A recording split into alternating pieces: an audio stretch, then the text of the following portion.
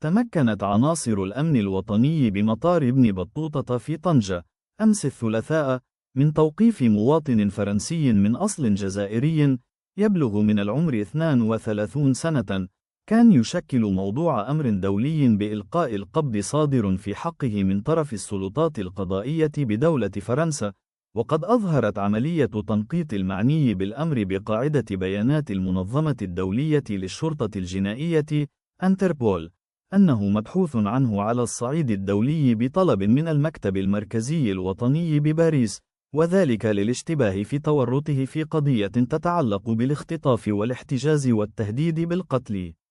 وحسب المعطيات الأولية للبحث فقد أقدم الأجنبي المشتبه فيه على اختطاف مواطن بلجيكي بمدينة بروكسل سنة 2024 قبل أن يقوم باحتجازه بفرنسا، وذلك في إطار تصفية الحسابات ما بين شبكات التهريب الدولي للمخدرات والمؤثرات العقلية.